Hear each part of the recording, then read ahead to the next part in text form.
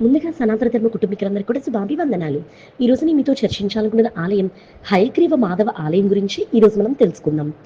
హిందూ మతంలో దేవుళ్ళు ఎంతో మంది ఉన్నారు.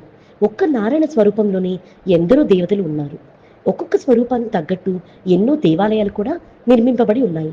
ఒక్కొక్క దేవాలయానికి ఒక్కొక్క విశిష్టత, ఒక్కొక్క ప్రాధాన్యత కలదు. అక్కడున్నటువంటి సాంప్రదాయాలు, పద్ధతులు బట్టి ఆ ఆలయానికి ఒక ప్రాముఖ్యత ఉంటుంది. అలాంటి దేవాలయాలలోని హయగ్రీవ మాధవ ఆలయం కూడా ఒకటి. భారతదేశంలోని అస్సాం రాష్ట్రం నందు కామ్రూప్ జిల్లాలోని హోజోలో ఉన్నటువంటి ఈ ఆలయం గురించి వింతలు, విశేషాలు చాలా ఉన్నాయి.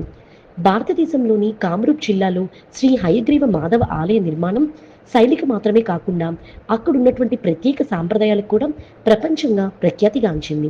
మణికూట పర్వతంపై నిర్మింపబడిన ఈ ఆలయం శతాబ్దాలుగా అటు హిందువులకు, బౌద్ధులకు కూడా ఆరాధన స్థలంగా మారింది. ఈ ఆలయంలోని అత్యంత ముఖ్యమైన సాంప్రదాయం విష్ణుమూర్తిని ప్రసన్నం చేసుకోవడానికి తాబేళ్లను సమర్పిస్తారు. హయగ్రీవ మాధవ ఆలయానికి చాలా పురాణ చరిత్ర కలదు. విష్ణువు హయగ్రీవ అవతారం ఇక్కడ పూజలు అందుకుంటుంది. విష్ణువు మధు, కైటబులు అనే ఇద్దరు రాక్షసులను ఈ ప్రదేశంలోనే సంహరించాడని చెప్తారు. చరిత్రకారుల అభిప్రాయం ప్రకారం ఈ ఆలయాన్ని 1583 సంవత్సరంలో కోచ్ రాజు రఘుదేవ్ నారాయణ్ నిర్మించారు. అయితే కొందరు దీన్ని 100 సంవత్సరాల క్రితం నాటి శిథిలమైన ఆలయం పునర్నిర్మాణం అని నమ్ముతారు. రాతితో చెక్కినటువంటి ఈ ఆలయ గోడలు, ఏనుగులు, వివిధ శిల్పాల భంగిమలతో ఎంతో అందంగా చూపులను ఆకట్టుకుంటూ ఉంటాయి.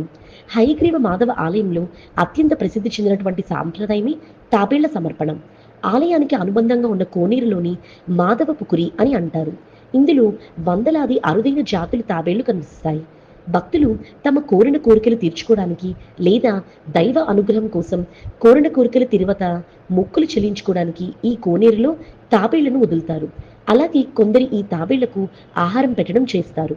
ఈ తాబేళ్లను మహావిష్ణువు యొక్క కూర్మావతారంగా భావిస్తారు. స్థానిక ప్రజలు ఈ తాబేళ్లను రక్షించడానికి ప్రత్యేక శ్రద్ధ తీసుకుంటూ ఉంటారు. వాటికి ఎప్పుడు కూడా ఎల్లప్పుడూ ఎలాంటి హాని తలపెట్టదు. అలాగే ఇక్కడ బౌద్ధులు కూడా ఎక్కువ సంఖ్యలో ఈ ఆలయాన్ని సందర్శించుకుంటూ ఉంటారు.